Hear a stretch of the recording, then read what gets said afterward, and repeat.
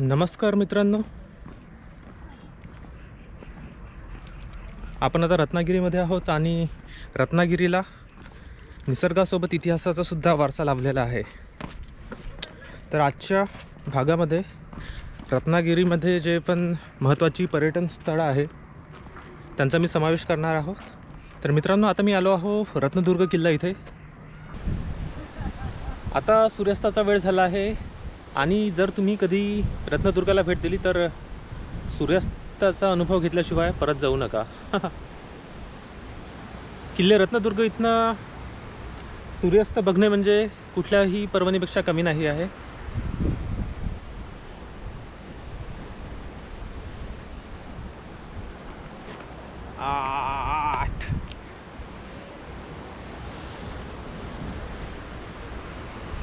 रत्नदुर्ग किल्ला हा आधी विजापूरच्या आदिलशहाच्या हाती होता आणि 1670मध्ये इसवी सन 1670मध्ये छत्रपती शिवाजी महाराजांनी विजापूरचा आदिलशहा याच्याकडनं जिंकून घेतला।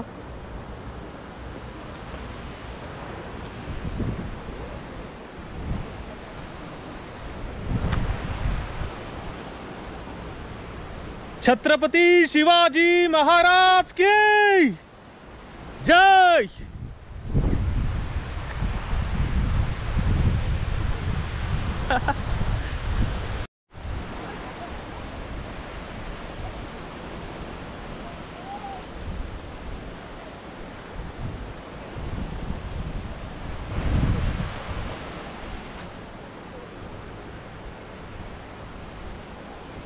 तर मित्रांनो, तुम्ही बघू शकता आता सूर्यास्ताची वेळ झाली आहे आणि हळूहळू जणू सूर्य समुद्राच्या पोटामध्ये अस्त होत आहे।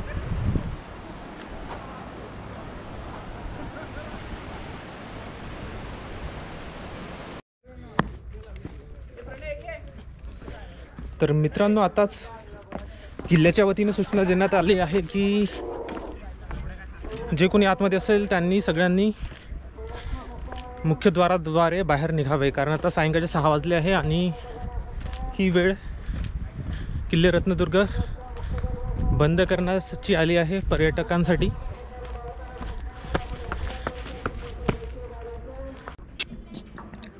तर मित्रांनो, आता आपण रत्नदुर्ग किल्ल्याच्या परिसरातच असणाऱ्या श्री भगवती मंदिर इथे आलो आहोत। ह्या मंदिरामुळे रत्नदुर्ग किल्ल्यास भगवती किल्ले सुद्धा संबोधले जातात। श्री भगवती मंदिरामुळे रत्नदुर्ग किल्ल्यास महत्त्वाचे स्थान प्राप्त झाले आहे। दर्या सारंग श्री कान्होजी आंग्रे यांचे हे स्मारक 18व्या शतकात मराठा आरमाराचे प्रमुख। आपले अखंड आयुष्य त्यांनी इंग्रज, पोर्तुगीज, डच आणि फ्रेंच आरमाराबरोबर लढण्यात घालवले। 1713 साली ब्रिटिशांकडून एकूण 10 किल्ले त्यांनी हस्तगत केले होते।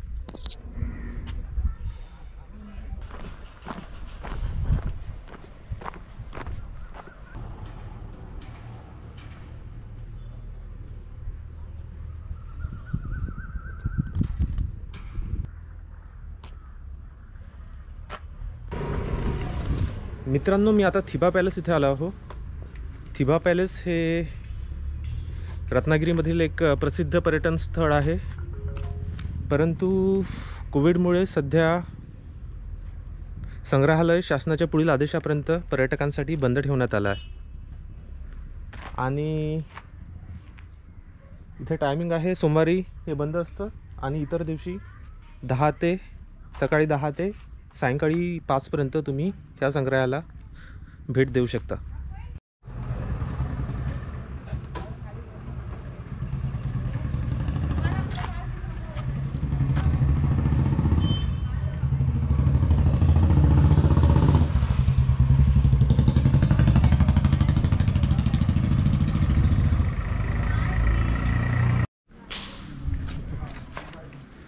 तर मित्रांनो, आपण आता लोकमान्य टिळक जन्मस्थानाला आलो आहोत। याच जागी लोकमान्य टिळकाचा जन्म झाला आणि वयाच्या 10 वर्षापर्यंत त्यांचं वास्तव्य इथंच राहिलं होतं।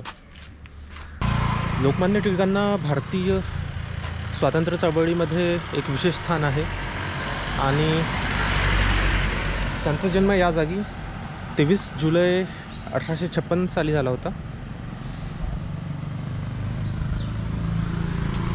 कोविड-19 महामारीमुळे हे स्मारक सध्या बंद ठेवण्यात आलं आहे, त्यामुळे आपण आतमध्ये भेट देऊ शकत नाही।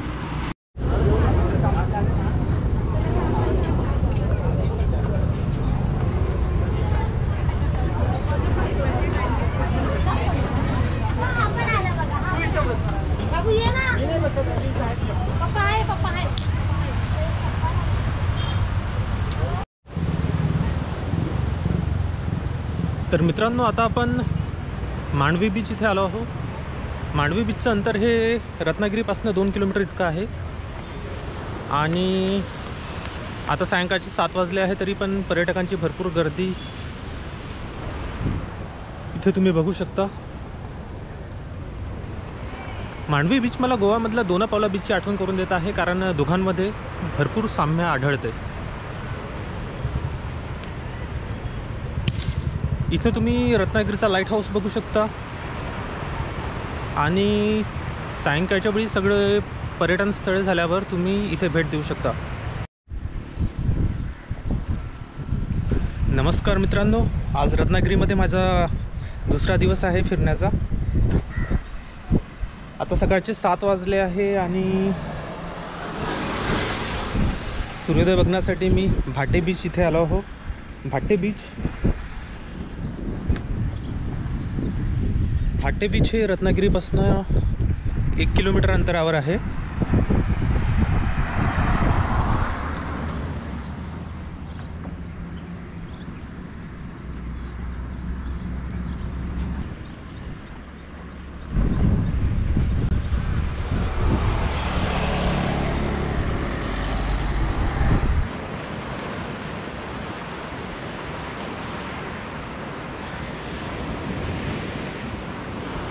तर मित्रांनो, आपण आता भाटे बीच रत्नागिरी इथे आलो आहोत. भाटे बीच हे रत्नागिरीपासून 1.5 किलोमीटर अंतरावर आहे आणि खूप छान असं बीच आहे. तुम्ही इथे सकाळी किंवा सायंकाळी भेट देऊ शकता. तर मित्रांनो, तुम्ही बघू शकता भाटे हा समुद्रकिनारा आहे. इथे आढळणारा वाळू हा काळा आहे, त्यामुळे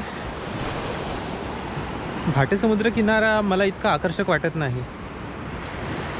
तो सोनेरी रंगाचा किंवा पांढऱ्या रंगाचा वाळू असला तर अधिक उठून दिसतो.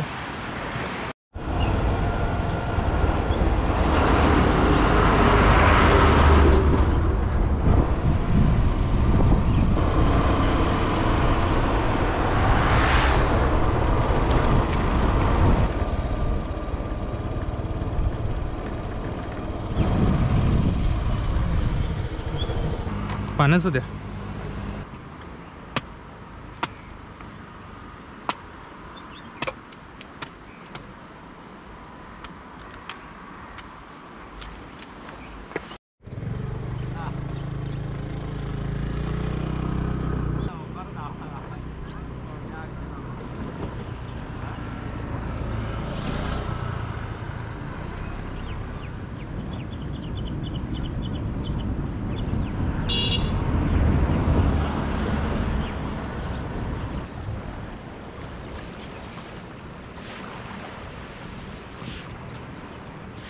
सध्या इथे माझ्या व्यतिरिक्त कोणीच नाही आहे. तर पहिल्यांदाच असा अनुभव होता की कुठल्या तरी समुद्रकिनाऱ्यावर मी आलो आहो आणि कोणीच नाही.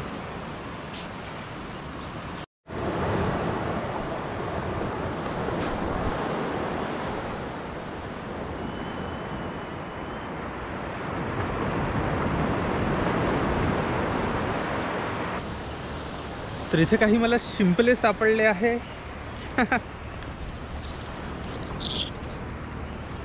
माझ्यासोबत घेऊन चाललो मी हे आता. तर मित्रांनो, आपण आता वारे समुद्रकिनारा इकडे चाललो आहो आणि वारे समुद्रकिनाऱ्याला जायसाठी एक छोटासा रस्ता आहे. तर जर तुमच्याकडे दुचाकी वाहन असणार तर तुम्ही डायरेक्ट वारे समुद्र किनाऱ्यापर्यंत जाऊ शकता.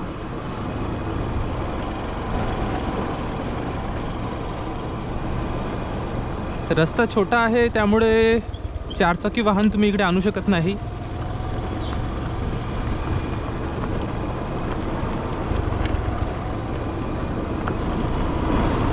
तर मित्रांनो, आपण आता आलो आहो वारे समुद्र किनारा.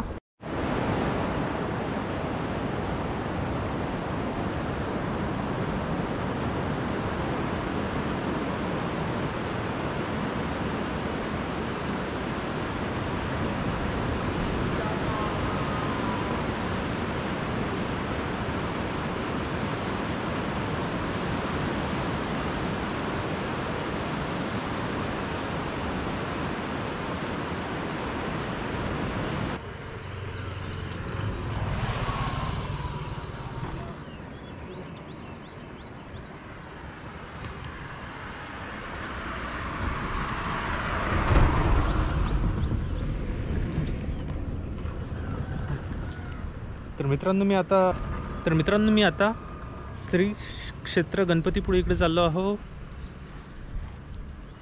वारे समुद्र किनाऱ्याकडनं जवळपास 4-5 किलोमीटर अंतरावर आहो आणि इथनं गणपतीपुळे हे 5 किलोमीटर आहे. मध्येच मला छानसे दृश्य दिसले तर इथे थांबलो मी. मित्रांनो, गणपतीपुळेकडे जाताना तुम्हाला रस्त्यावर भरपूर ठिकाणी असं थांबावंसं वाटणार आणि मला खात्री आहे की तुम्हाला थांबायचा मोह आवरणार नाही.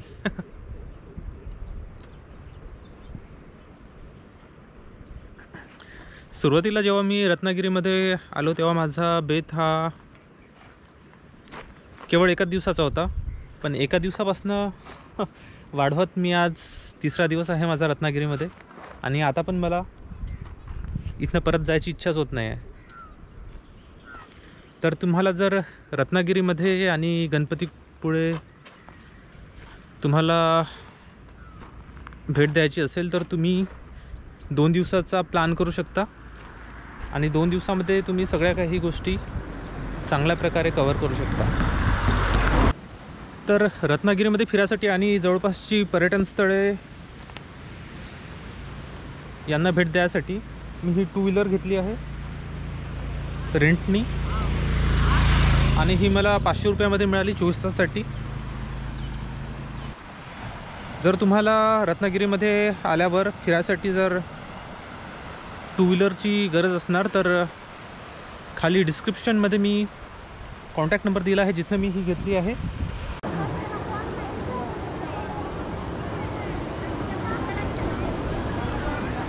भाविकांची जास्त गर्दी नसल्यामुळे अवघ्या 10 ते 15 मिनिटात श्री गणपतीचे दर्शन पूर्ण झाले.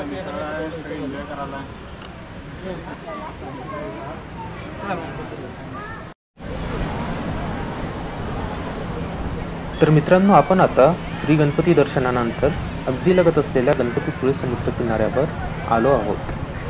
तुम्ही बघू शकता पर्यटक किती मोठ्या संख्येमध्ये इथे उपस्थित आहेत. आपण कोरोना काळामध्ये जगत आहोत हा भास सुद्धा इथे होत नाही. सगळे पर्यटक समुद्राच्या लाटांचा आनंद घेण्यात अगदी मग्न झालेली आहेत आणि कोरोना काळानंतर एकंदर स्थिती ही पूर्वपदावर येत असल्याचे इथे कळते.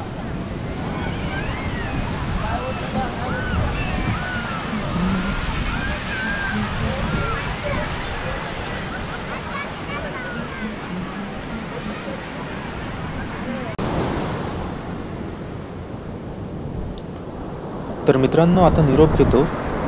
हा व्हिडिओ आवडल्यास सबस्क्राईब आणि बेल आयकॉन प्रेस करण्यास विसरू नका, जेणेकरून येणाऱ्या व्हिडिओची माहिती तुम्हाला मिळेल. तर लवकरच भेटूया नवीन भागात नवीन ठिकाणी.